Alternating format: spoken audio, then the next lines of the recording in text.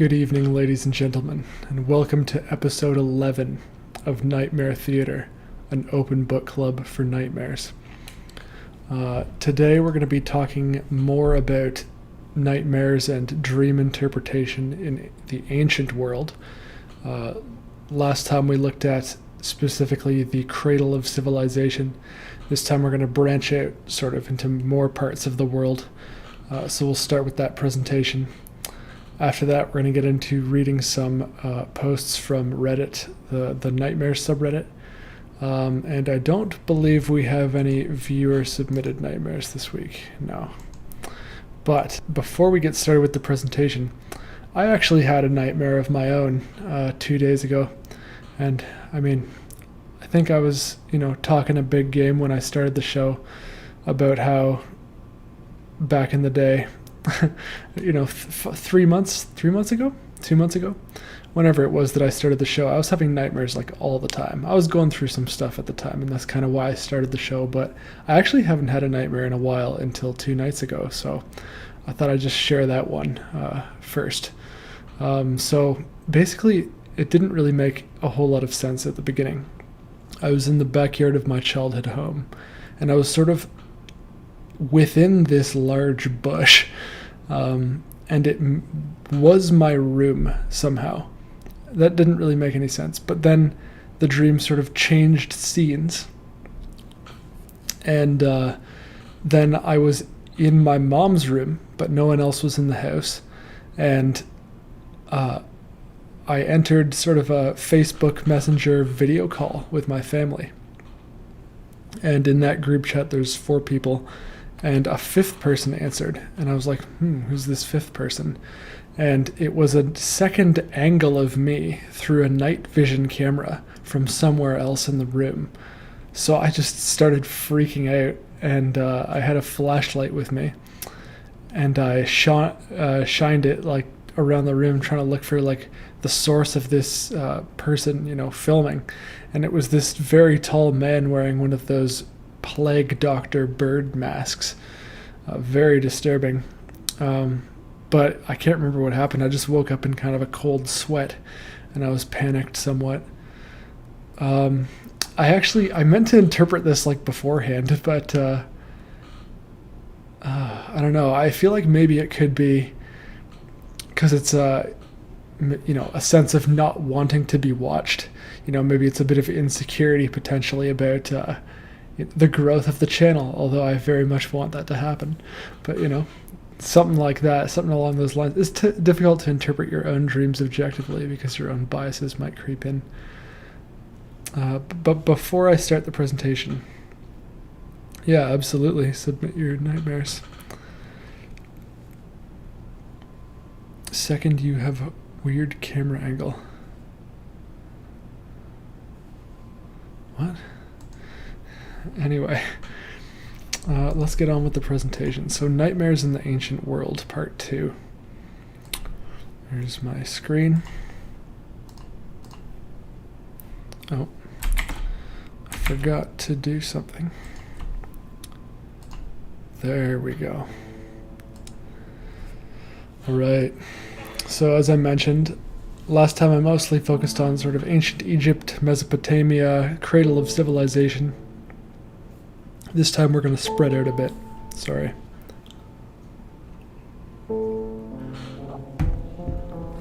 But I didn't include anything about Mayans or Aztecs in this presentation just because I did read a paper on them and it seemed kind of dry, so I didn't want to include it. But the gist of it for the Aztecs was that they believed dreams had a predictive power. And in the case of the Mayans, there's a lot of talk in the paper about this term that they had called the way, but it's unclear whether or not it was accessed through the dream, whether it was dreaming itself, or whether it was part of their real life that their dream guided them towards. So basically anthropologists aren't decided on that, so I omitted Mayans and Aztecs from this presentation as well. But beginning with ancient China, so there are many accounts of historical figures in dreams, especially in ancient China.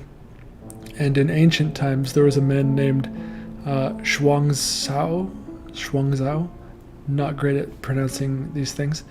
But one day he dreamt of himself becoming a butterfly, and he's of course pictured here really enjoying that dream, really getting into it if you look at that facial expression. But when he woke up, he posed a philosophical question. Was he dreaming of himself becoming a butterfly, or was a butterfly dreaming of itself becoming him? Yeah, and then another historical dream from ancient China. So a poor, unhappy scholar who fell asleep while waiting for his lunch dreamt that he became a high official and enjoyed a life of wealth and comfort, only to wake up to find that the pot of millet, which I guess was his lunch, was still cooking for him on the fire. A lot of these dreams, I notice, like, I fail to really see the significance in them, and yet, like, they've been held on to for thousands of years in some cases. Another one, Jiang Yan, an official from the Southern Dynasty, so this is 479 to 534 AD or CE. One night, when he fell asleep, he dreamt a god gave him a colorful writing brush, and from then on his literary talents were inspired, and he became the most successful writer of that time. This is in real life. And when Jian Yan was old, the god appeared once again in his dream and told Jian to give the writing brush back to him. And when he did so, Jiang's brilliant creative power soon faded away. But it's almost spoken of as though it's a physical brush, but obviously that couldn't be true. But it's kind of interesting. Maybe it's a spirit brush within his dream or something. And then the Duke of Zhao. This is a very important figure for Chinese dream interpretation. He was credited with making the Western Zhao dynasty nearly perfect and was thought of as a sage. So much so that the famous Chinese philosopher Confucius, Zhao appeared in Confucius's dreams. And from then on, whenever anyone had a dream, people would say that they dreamt the Duke of Zhao, which is what Confucius did. But there's a book, the book Duke of Zhao is what it's called, and it's an anonymous author wrote it. But it was used as a reference for the ancient Chinese to interpret their dreams. And as the years went on, the interpretations in this book were actually considered to be less superstitious than they were at the time. So they actually became thought of as more of a science over time, whereas generally we tend to think of ancient knowledge at the time, in the Western world, the ancient knowledge seems to be more ridiculous from our modern perspective, but it's sort of the opposite in this case. And the reason it was perceived to be more scientific later on is because they figured that dreams are reflections of facts or repetitions of things that happened while awake, and also that dreams reflect the health condition of the human body. So the example they give is when yin and yang were unbalanced, dreams could occur. So when good and evil, I guess, within oneself are unbalanced, dreams occur. Like every other ancient culture, the ancient Chinese believed dreams to be good or bad omens. And a dream about a tiger or a snake was seen as auspicious or a good omen. But when the snake was coiled, it could mean that members of the dreamer's family may experience unrest. Dreams about being blind meant that you couldn't trust anyone, even friends or relatives. If someone dreamt that he or she was roasted by a big fire and it was too hot to bear, it could mean that the body's inner heat was too strong, and as a result, he or she may easily get angry or nervous. If someone experiences anger in dreams, it could signify that his or her liver fire is flaming, which may signal liver disease. When someone dreamt about frightening things or felt terrified and distressed or even cried out in a dream, it implies that he or she has lung dryness, and this may lead to a lung disease, which is kind of interesting. That's a bit similar to some of the ones we've read previously about, silent screaming. I wonder how they would interpret a silent screaming dream. Ancient Japan, pretty interesting. So not too much that I could find, but I did enjoy reading about the Baku, which is a creature, a supernatural creature, that are said to devour nightmares. And they're often said to have been created by the spare pieces that were left over when the gods finished creating all other animals. So this image on the left, this is a depiction of a Baku illustrated by Hokusai, who was a Japanese artist who lived in the 1700s and 1800s, like 1750 to 1850. And notice that it has a trunk. And then on the right, I included a depiction of the Baku in the anime Naruto, which I'm a big fan of. So I don't know if you've seen it. You may recall Danzo summons it in his fight against Sasuke. But interesting that the depiction of it, with the tiger paws, very similar to this, 1700s, 1800s depiction, elephant trunk, eyes of an ox. I mean, who really knows what that would be? And then, tail of an ox, eyes of a rhino. I think that was it. But yeah, interesting to see like a more modern depiction next to the hundreds of years old depiction. And legend had it that a person who wakes up from a bad dream can call out a Baku. And so like a child that has a nightmare in Japan will wake up and repeat 3 times, "Baku-san, come eat my dream. Baku-san, come eat my dream. Baku-san, come eat my dream." And then legends say that the Baku will come into the child's room and devour the bad dream, allowing the child to go back to sleep peacefully. However, calling the Baku must be done sparingly, because if he remains hungry after eating one's nightmare, he may also devour their hopes and desires as well, leaving them to live an empty life. So that would, you don't want to live an empty life, so you better make sure that you've got plenty of nightmares for it to devour when it shows up. The Baku can also be summoned for protection from bad dreams prior to falling asleep at night. And in the 1910s, it was common for Japanese children to keep a Baku talisman at their bedside. So Native American cultures. Like most other ancient cultures, the dream was thought of as being a sacred place where the person connected with a more universal consciousness. Each tribe had its own way of accessing this plane, but there are some core beliefs about dreams between them. One of them is that human beings have multiple souls. An ego soul that is embodied in the breath of the individual. I believe some tribes believe there's only 2 souls, however, but the body soul, which gives energy and life force to the body during waking hours. I think that's agreed on by all. And then the free soul, which can leave the body and travel to other realms, which is also agreed on by all. And this is the soul, the free soul, which is conscious in dream. Another thing that's common between them is that dreams are real as the physical world. So your soul travels all over the world when you dream. Third of all, souls can communicate and astral travel, also known as astral projection, where your soul goes on its own and experiences things in other parts of the world or on the astral plane. And this can also be done while awake, is thought that this could be done while awake. 4 is that life itself is a dream. 5 is that what happens in the dream world has consequences. And according to the Huron tribe, it is necessary to learn from your free soul as it explores in dreams in order to become whole, for your soul to be whole. 6, they're spirit guides, and we can connect to them through our dreams. So many people on their spiritual journey do a lot of soul work during their sleep.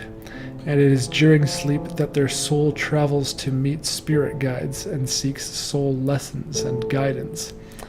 Most of the insights and learning come in the form of lucid dreaming, and therefore in Native American culture, dream work is highly revered.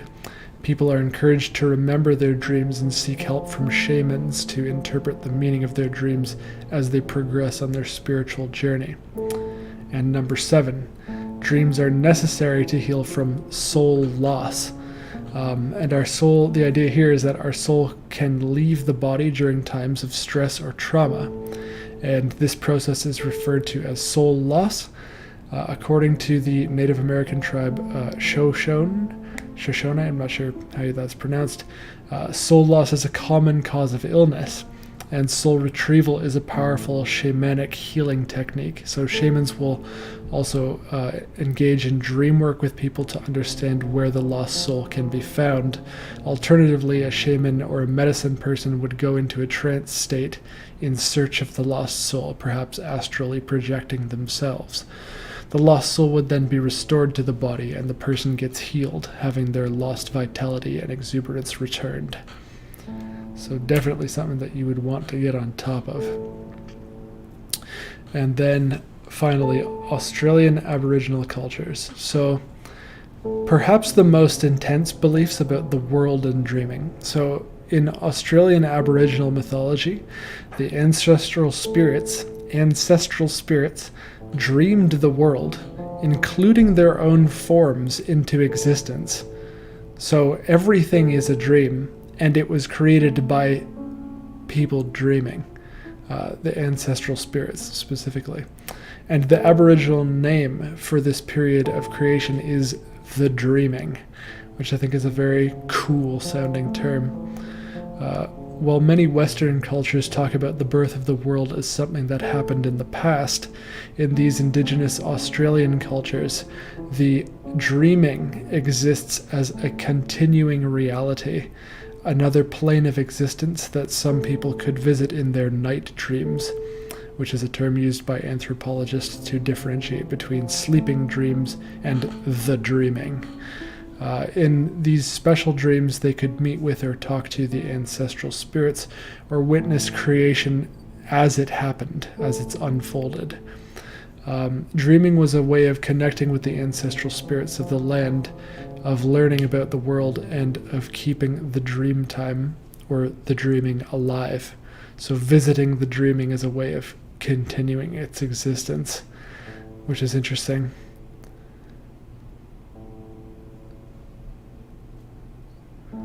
Sorry, and then I was just having a thought, but I couldn't finish it, so maybe I'll come back to that another time. The image here that you see is stencil art, which is at Carnarvon Gorge, which may be memorials or signs from or appeals to totemic ancestors or records of dreaming stories from the Australian Aborigines. And that is that. Bit of a shorter one. Oh, lots of comments here.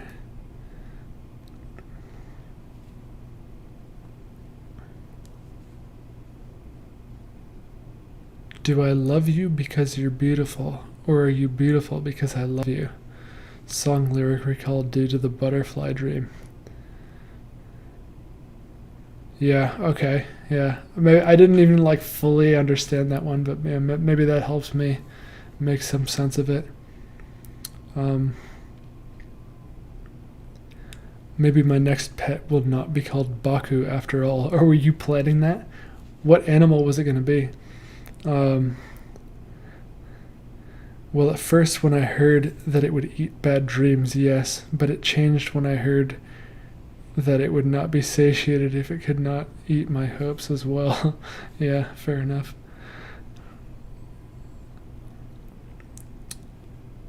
That sounds like a good plan. Australian Aboriginal mythology. Life is but a dream. Merrily, merrily. Alright. Yeah, there was something to that, though, that I wanted to say. But then I lost my thought. Like things that if you believe in them, they exist, but if you stop believing in them, they don't. And that kind of is what I was reminded of in seeing that depiction of the dreaming, as you need to visit it in your own dreams in order to keep it alive. That was all. I can't think of an example of what one of those things would be, but that's fine. Let's read some nightmares from Reddit. This is a post by a user named Peyton of SB. The post is titled, "Having to Shoot a Mentally Unstable Home Intruder." The post reads, "My nightmare started off with my father-in-law coming into the house saying he had to chase some weird guy off the property, and I told him to show me through the window, and when I looked, he was nowhere to be seen. I am a concealed carrier, so I slip my holster on and urge my father-in-law to follow me outside. We turned the corner and saw the mentally ill guy slip into our back screen door to our porch. I sprint to the door, and he's already slipped inside. My younger brother was in the house, and I didn't know where the intruder had hid. I start room clearing the basement, make my way upstairs, and I come up the stairs to see my brother playing his computer. He's a brave one. I signal he needs to come to me as fast as possible. My brother is a little ignorant, so he begins to say, 'But why?' And I'm getting louder at him. The mentally ill man turns out of the bedroom door, catty-corner to my brother's. I scream, 'Devin, get down!' I raised my handgun and shot 5 times, hitting all shots in the midsection. The man falls to the ground, and I get a closer look at his face, and he has a gummy smile and tweaker eyes, and seriously messed up teeth. He's gasping for air and staring at me. I let off one last shot to put him out. Now I've dealt with high-stress situations before in death, but this one made me wake up confused and a little depressed. Anyone else have this kind of nightmare?"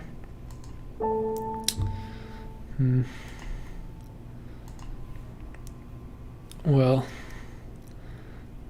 I mean, there's a few ways of looking at this. So if we bring up our handy-dandy dream chart, so being the aggressor at the very bottom could indicate that you have feelings of guilt or you are afraid of getting caught with something you're hiding.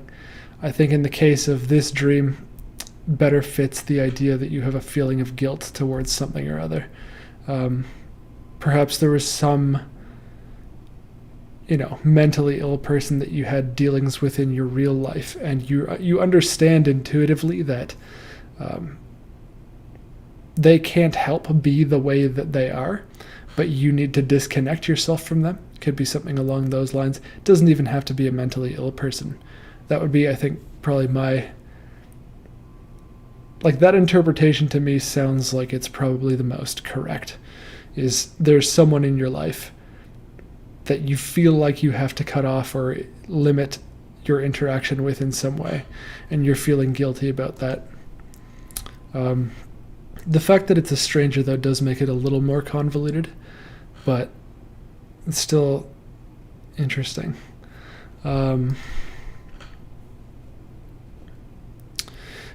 Again, there's the Jungian interpretation of that, the fact that it's happening in your house and that the house is the psyche.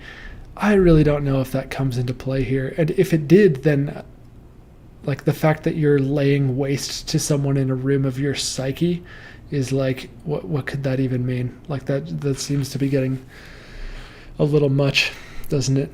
Maybe there's some part of yourself that you feel like you have to let go of. I don't know.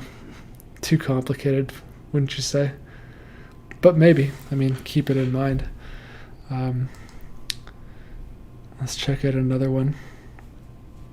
I put my light a little further to this side. I think it looks better without, because I other than this big nose shadow, right? This way, it just kind of looks a little spookier. Anyway, let's read another nightmare. This is a post by a user named JXSSKI. The post is titled, "Woke Up Dead." The post reads, "Okay, so this isn't the most frightening nightmare I've ever had, but it sure has stayed with me since. I live in an apartment building on the top floor, and my dream started as I was climbing the stairs, going floor to floor, up to my front door. As I'm walking up the stairs, I can hear someone climbing up the stairs behind me. The stairs in my building are loud and creaky, and there are several apartments that I pass on the way to mine, which are all accessed by the same staircase. So it isn't really unusual to hear people coming and going at the same time, and it didn't bother me in my dream. As I approach the last set of stairs before my apartment, I reach for the keys in my pocket and fumble with them in my hand to find the right one. I reach the top floor and walk along the hall, making my way towards the door. And that's when I become aware that the person who was walking behind me is now also on the top floor. Now, this is a little odd because there's only 3 apartments on the top floor, including mine. One of the apartments belongs to an older couple who can't walk up the stairs and always take the lift, and the other is located right next to the staircase, so there's really no reason for them to walk any further along the hall. I think to myself, the person on the top floor doesn't live here. Regardless of all this, I don't bother to turn around and see who it is. It doesn't seem to faze me. I'm at the end of the hall now, facing my locked door, which has created a dead end. I continue as normal and start fitting my keys into the lock. And that's when it happened. The person is now right behind me. I'm completely oblivious. And before I know it, they grab me by my ponytail, yanking my head back violently before smashing it into the door. I black out. The next thing I know, I'm coming to. Everything's a bit fuzzy and my vision's blurry. I start to regain consciousness and notice that in my blurred vision there's zip running down the middle. I'm not sure I understand that. That's when I realize I'm actually zipped up in a plastic see-through body bag. I understand it now. I should have just read that. But it gets worse. In my body bag, I'm lying down and my arms feel strapped to my sides. I'm unable to move. What I'm lying on doesn't feel right. It's softer and bulkier than the floor, uneven and unstable, but still and lifeless. I'm lying on top of a pile of dead bodies. All of them also zipped up in the same plastic body bag. Victims. In my dream state, it suddenly clicks. The person following me on the staircase must have been a serial killer. He had stalked me, knocked me out, and taken me. I had been murdered and woke up dead. It's interesting how sure you are that you're dead. Maybe you survived. I mean, if your dream told you were dead, then that's what you were, right? Like, dreams, there's no rules. In terms of interpreting this, I mean, the easiest one is that you have maybe watched a lot of crime dramas. Maybe you're not too thrilled about the prospect of there being a potential serial killer in the neighborhood. Any of those things. In terms of a deeper understanding, I mean, you're very oblivious in the dream, and you don't become aware of that until it's too late. Maybe you think that you are maybe clumsy or unobservant, and that could lead you down a dark path. I don't think there's any deeper significance in the pile of bodies. I think that this one is probably more of a surface level interpretation, but let me know what you think. Anything new? Oh, the light is better. Yeah, okay. We'll keep it like this then. Here's another one. This is a post by a user named Zedoe. The post is titled, Form of Sleep Paralysis? The post reads, "Hey, looking for some opinions if possible, please. So I've suffered with some episodes with sleep paralysis over the last 10 years, but the most recent one was about 3 years ago, and I managed to snap myself out of it. Dressing gown with a creepy clown. I don't get the black figures or demons. Usually something in my room morphs and I'm paralyzed. I also sometimes wake myself up crying or physically shouting, and it's almost like I'm forcing it out of my dream into reality. These are quite rare. Excuse me. Anyways, I now get this thing where I fall asleep, but I start to become really scared about something, usually an idea that something is wrong, and I fight to wake myself up. I can usually open my eyes and move to sit up, but then I fall back into it. Sometimes I think I've made it out of it, but I'm actually still dreaming, and I can feel dream me wrenching myself out of the bed, only to start to feel it's not real in an awful I'm stuck way.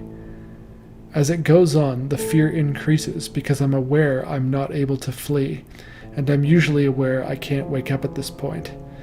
And whatever I think is coming for me, sometimes it's a feeling. Last time it was a neighbor coming through the wall. Firefighters, the Frightener style, sorry. Okay, and this can last 5 or 6 episodes before I pass out from exhaustion. Any ideas about what this is or similar experiences, please? I'm a bit unclear whether they are dreaming or awake. It seemed almost like it was unclear to them as well. They think that it's made it out of it being the feeling that something is wrong, or it being a dream. I mean, it is definitely possible to have sleep paralysis as you're falling asleep.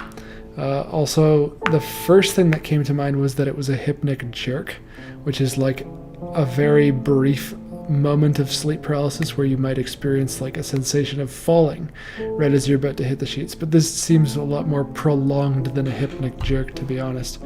And then the other possibility, if you are dreaming, is that it's a false awakening. So you think, and that would kind of fit with the, you think that you're actually still dreaming, and you feel like you're wrenching yourself out of it, only to realize that you're actually stuck. You're unable to flee. It could be a lucid nightmare, where you are having a false awakening, which is where you believe that you're waking up within a dream. Could be that. Yeah, that's the best I can do for that. Oh, I forgot to turn off my music. Well, it's on now. This is a post by a user named Throwaway Account 2020. I'm sure they're gonna love that I credited them. Gave them that credit. Anyway, the post is titled "Recurring Nightmares Ruining My Life." And the post reads, "I'm not one to talk about stuff like this, but I figured if I got it off my chest, maybe it would go away. Since I moved into a new house about 10 months ago, I've been having the same nightmare over and over once or twice a week. I'm on my back porch. It's dark. I have rope lights that barely light my backyard, and just gives me enough light to see my back porch and a tree that's about 20-ish feet from the front of it.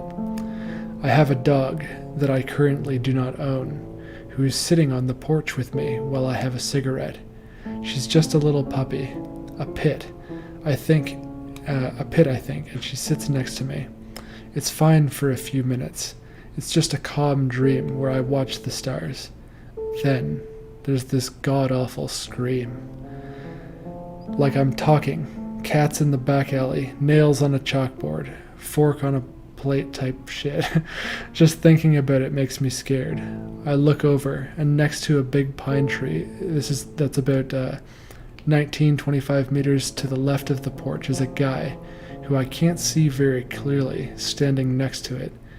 We make eye contact, and OMFG, I don't know what's wrong with his face. It was like a effed up circus clown with no makeup. His eyes looked effing dead and were way too wide. His face looked like it was effing glowing, but not in an angelic way. He starts screaming again. It was his scream, running towards me, going far too fast, and I feel like I can't move to reach the door. Now, sometimes in this nightmare, I make it to the door and lock it, but he just bangs and bangs, and I can see his stupid face through the window. I run upstairs and hide in my closet like a 3-year-old, and then I wake up. Or I don't make it in time. I don't ever learn what happens to me in this dream because I always wake up when his wailing becomes too loud for me, and it's like right behind me. I can't even go outside with a gun or someone else with me anymore, and whenever I look at the tree, I feel like I'm going to throw up or pass out. Any creak in my house has me grabbing my phone or running upstairs, and I'm sick of it. Any loud noises make me cover my ears and shut my eyes. It's just ridiculous, and I've always had nightmares since I was like 7, but none of them have affected me as much as this one.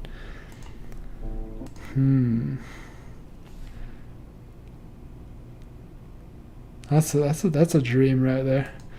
Nightmare. So it's definitely a running away dream, even in the cases where you don't make it out. Here's from my chat. Being chased by a clown in dreams relates to your emotions of trying to get away from certain humiliating parts of yourself. Perhaps you are trying to hide certain actions in the past. Interesting.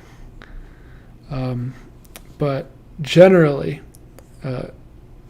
like my own chart here would agree with this chat post. So, or at least part of it. So you'll notice here, being chased or attacked indicates you are avoiding some confrontation in real life, either with another person or situation. Whereas my chat member here is suggesting that you're fleeing from some aspect of yourself.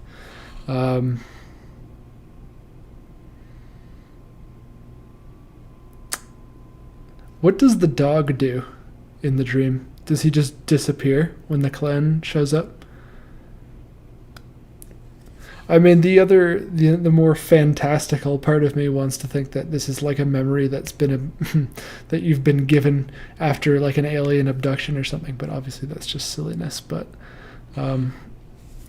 yeah, I don't know what it would mean for them to have a face as messed up as they have, other than the clown interpretation here. I don't think I've ever had a dream with a clown in it. Lucky you. Anything else here? I mean, it could be some aspect of the new property that you live at that you're uncomfortable with, or something that maybe your subconscious has picked up on, because that is a massive, change, like moving to a new house. And you said, I think, that the dream's been going on for as long as you've lived there, over the last 10 months. So it could be some aspect of the new house that's bothering you that maybe you're not even fully aware of. In new houses, maybe in the basement, there might be some floorboard or something, and someone left behind some weird mask or something that maybe reminded you of the guy's face. Like, you always find weird stuff in the basement of a new house, don't you? Could be something triggering your subconscious there like that. Or maybe the backyard, and that tree maybe reminds you of something else. I don't know. It's very speculative, and it's kind of tough to really see too far. But interesting possibilities. Again, maybe more look into the running away aspect of it. And the way that you run away from things in your dreams is the way that you run away from confrontation in real life. So if you hide, you're more likely to just kind of try to avoid it in real life. If you just like sprint for the hills, that's, you can fill in the blank. But moving along. This is a post by a user named Secret City Spy. The post is titled Loop Nightmare. The post reads, "Alright, so usually I don't remember a lot of my nightmares or dreams, but when I remember nightmares, it's usually when I wake up sweating and hyperventilating. The nightmare I'll talk about is one of those when you wake up, but you're still dreaming. False awakening. It started like just a dream, Every time I woke up, something changed in my room, like the wall's color or the furniture's positions. At some point, I was wondering, when would I actually wake up? And in that moment, it began to be a nightmare. I woke up for the 8th time, I think, and nothing changed this time, but I felt like I was being watched. I woke up again, and this time something changed. My room kinda in the shape of an L at the bottom of the L being my door and the top where my bed is. Leaned against the corner where there's my door, and I saw a white, foggy face staring at me with black holes for eyes, and it didn't move a muscle. It kept staring at him. I kept staring at him, and also didn't move, or should I say couldn't. Some minutes after staring at it, everything became dark and I woke up. This time, the foggy figure was away from the wall, with its hand on the coat rack next to the wall. It was massive, it was crouching, and it was still being more than half the height of my room. I kept waking up as it was getting closer, and it got to the table in front of my bed, then right next to my bed, and then it was on top of me, staring at me dead in the eyes, and the room became dark again, and I heard a loud crunch as I jumped out of my bed, sweating bullets. Holy. That's terrifying. That's really scary. It sounds like it actually does become sleep paralysis at the end of it, though. I mean, the start part of it, that is literally like if you were to look up a nightmare that was what's it called? False awakening. If you were to look up like false awakening in a textbook, that's what the first part of this dream is.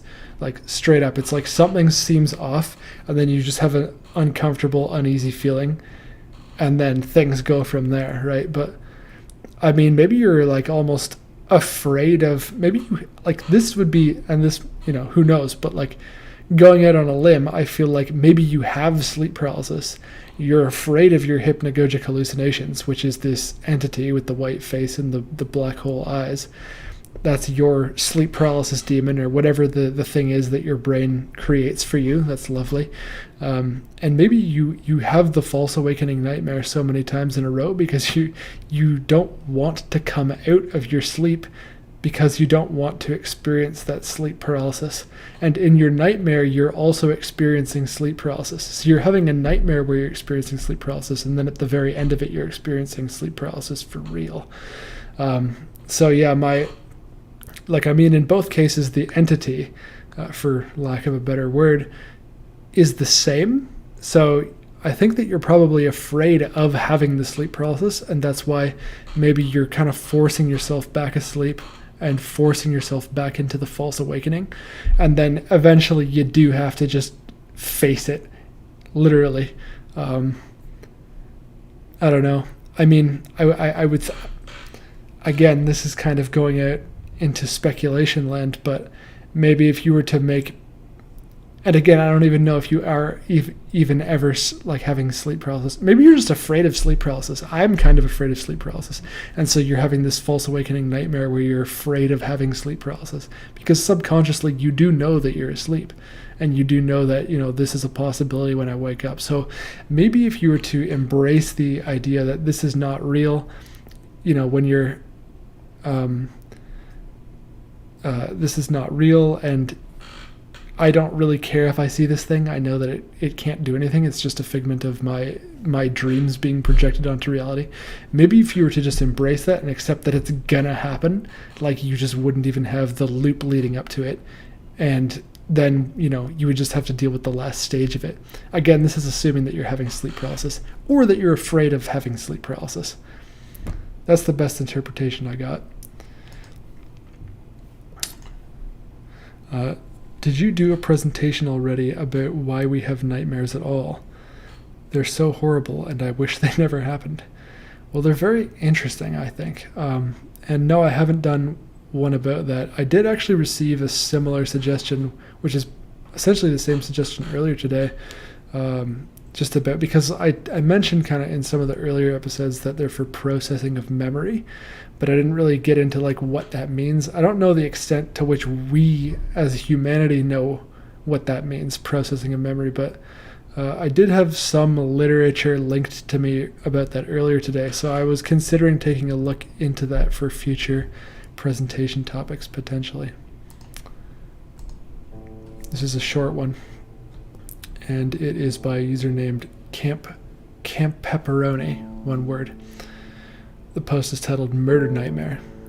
I just had a nightmare where I killed someone and hid the body in my trunk and was trying to figure out a way to get rid of it. I was going to either bury it or feed it to some animals, so I don't know what's wrong with my head. I chose to read this short nightmare because it's one for the dream chart. So again, the very bottom there, being the aggressor, you have a feeling of guilt or you're afraid of getting caught about something that you're hiding. Now, in contrast to the earlier nightmare I read where the guy laid waste to that man who was running through his home, that seemed to me more to be a dream about guilt. This, on the other hand, seems more to me about a feeling of guilt about getting caught with something. And I'm not suggesting that you did carry out a murder and that you're going to feed that person's corpse to the dogs, but I am suggesting that perhaps there's something, maybe a lesser offense, that you feel guilty about. And, maybe figuring out what that could be, addressing that within your own mind and maybe forgiving yourself for it or looking into trying to repair whatever damage you feel you caused would help, stop nightmares like that. I don't even know if it's recurring though, but I just thought it'd be fun to include that nightmare because it is sort of a good contrast to the earlier one. All right. This is a post by a user named Chris M. Wang, or Wong, maybe. The post is titled Baby-Shaped Meat. The post reads, "The dream just starts with me and another 3 people, who are 2 guys and 1 woman. The woman and one of the 2 men are a couple. I was sitting on the sofa watching those 2 guys taking the grocery out of the bags across the table. One guy took a piece of vacuum-sealed meat with plastic bags. It's a huge cut of meat, and when he turns it over, I was shocked. He showed it to the other guy, and it scared him. Then they showed it to me, and I realized that the meat is shaped like a baby that was trapped inside. It freaked me out, and I asked them to throw it out. On their way out, the woman saw it by accident, and she started having a seizure. When they came back, one of the guys said he took a picture of that side of the meat, and the picture is kind of weird. Then I looked at it. The picture was damaged. I could see a little bit of the normal part of the meat on top, but the baby part of the meat was completely black. As I scrolled down, a smiling, creepy baby face appeared, and it scared me awake."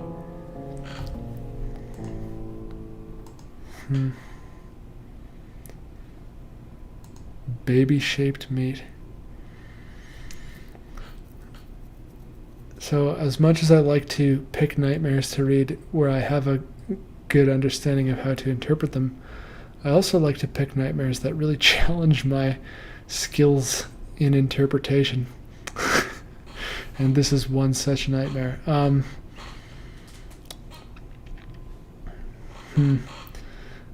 Maybe it's too savage to suggest that you're afraid of accidentally ingesting a baby. I don't know if you've been watching the new season of Attack on Titan. Good stuff. But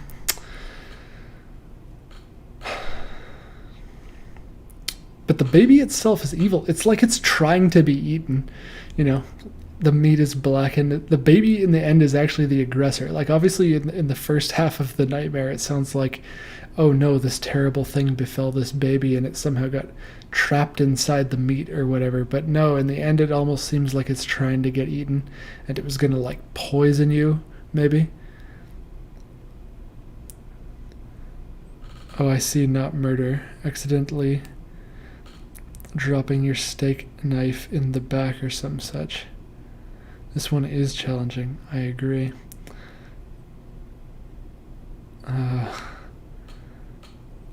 What is this? Killing somebody. Yes, my whole life by accident, though. I see it, not murder, manslaughter in my case. Usually a hit and run, and I often submerge the body in water. This is talking about the previous dream, I think. I mean, that's I don't know. Do bodies float? I thought bodies floated. Anyway, it sounds like you maybe have a feeling of guilt as well, if you're trying to hide it in water. Anyway, back to this nightmare. Yeah, again, yeah, I see that. The woman saw it by accident and she started having a seizure. So people are like definitely upset about this baby being in there, but the other thing, okay, so it seems like everybody is concerned for the safety of the baby at the start, and then it turns out that the baby is evil and like you are the victim. So I wonder if you can take that general format and apply it to something else that makes sense. You know, I can't really conceive of that, but maybe there's something that you thought you felt sorry for, and then you realized like maybe it's a person that you felt sorry for and then they like betrayed you or something. That's a very, very general interpretation, and you know, a little bit probably wrong, but there you go. Geez, the unspeakable topics that come up here. That's what we're all about here at Nightmare Theater, open book club for nightmares. We love those unspeakable topics, and we're going to get into some more right now, hopefully. This is a post by a user named Pinguno Newt 808. Sorry if I butchered that. The post is titled, Jesus Christ, this was horrible. The post reads, had a nightmare where I was just sitting at my chair like normal, eating, when suddenly something black came out of my mouth. It had the same texture as tobacco, so I felt in my mouth around my teeth, and I found a grip and pulled on it, and then part of my teeth came out with the black stuff inside out. And it felt horrible until I ripped out chunks of my teeth, and the same thing coming out of it, and there was just a pile of chunks of broken teeth and tobacco stuff. I mean, if you chew tobacco, I mean, could be a pretty easy interpretation here. I mean, that stuff is bad for your teeth, right? Maybe I'm wrong, no. Yeah, I did until recently, got a permanent filling for my teeth. The other thing too here though, like we can take a less, you know, maybe obvious look at it, as we like to do. So there are a lot of dreams about losing teeth, as you'll see there, like 5th or 6th from the bottom. So a dream about losing teeth can indicate that you have a general anxious or depressive state, which I would think any nightmare could, but, you know, according to the literature, that's what it can mean. Also, it can be related to self-image issues, or you feel unable to express yourself. So again, I don't think that these are accurate in this case, because you did specifically mention tobacco being chewed as well as the teeth coming out. So I do think it's most likely to be related to a fear of the tobacco ruining your teeth, as it were.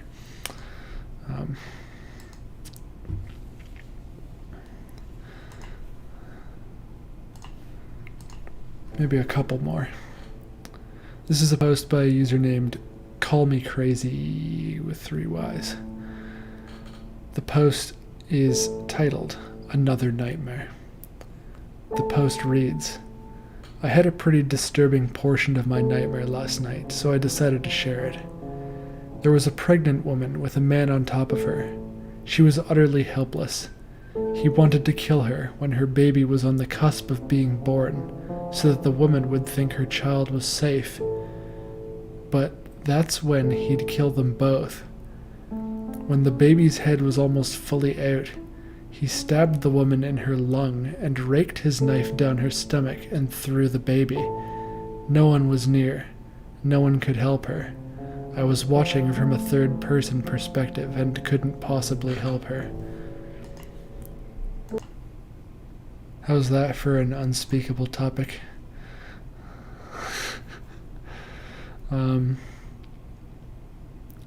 Jeez, wonder what that could be about.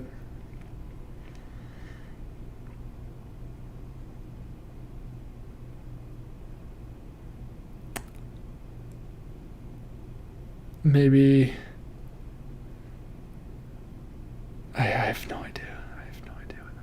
It could be about maybe, like, I'm trying to think of contexts in which somebody like loses control of their child shortly after it being born, and then like the most logical thing from that place is that it's a dream about, animal welfare or something, like, like a puppy mill or something where the mother is just, or farming, something like that, like, where the mother is just being sort of like used to create the puppies, and that like she's not actually being cared for effectively, and neither is the puppy, and like nobody's really caring about the well-being. It could be like just farming practices in general.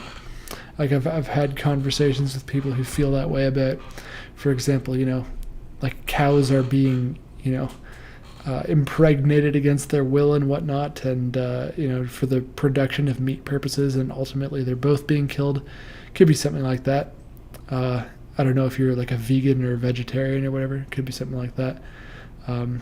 If it is about humans, then that's that definitely is getting dialed up another notch. Like maybe you have like a sister or something that has like an abusive like partner. Who knows? I mean, that's a tough one to interpret as well. Teeth falling out can suggest a lack of confidence or vulnerability. It can also represent anxiety about aging or losing someone crucial to your emotional survival. Oh, here we go. A dead pregnant woman in a dream means the cancellation of any future event. It seems like such a benign meaning for the extremity of the dream. The interpretations mention gross interference with the plans of the dreamer. That would certainly be gross interference with your plans. So like if Janet cancels on your Sunday brunch and then you have a dream like this about it to try to process the hurt that you feel, Janet must mean a lot to you. You know what I mean?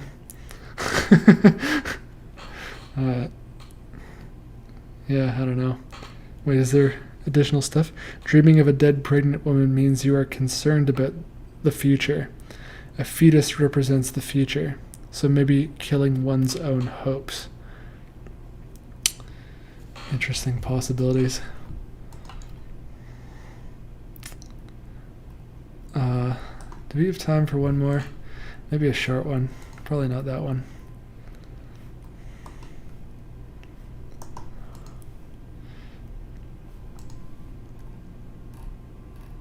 I'm trying to look for a short one.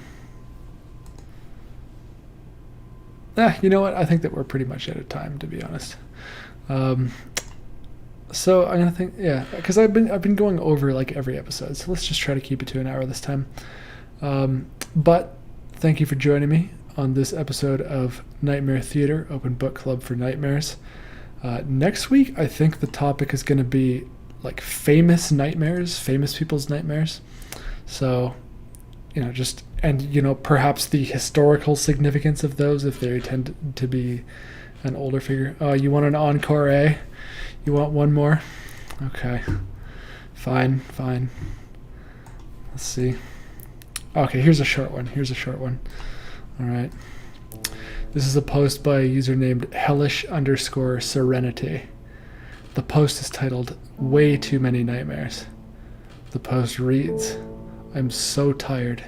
I had nightmare after nightmare last night. All of them different. Makes me super exhausted when I wake up and I don't go back to sleep. I'm realizing that this is not about anything. I seem to get month-long periods where every time I go back to sleep it's a nightmare. I'm so sick of it. What a cop-out. Wow, I'm like turning on bad things. Yeah, okay. Yeah, sorry, that was like the most anticlimactic encore of all time. I didn't read it beforehand. Anyway, let's go ahead and put an end to the stream now. I might cut this part out in the editor. Anyway, so subscribe and hit the bell if you're new here. Come back next week, 9 p.m. Eastern Standard Time for episode 12, when we're going to be talking about famous nightmares, famous people's nightmares. Yeah, send me your nightmares to theforgottengrove at gmail.com if you want me to check them out next week. And until next time, embrace the beautiful dark.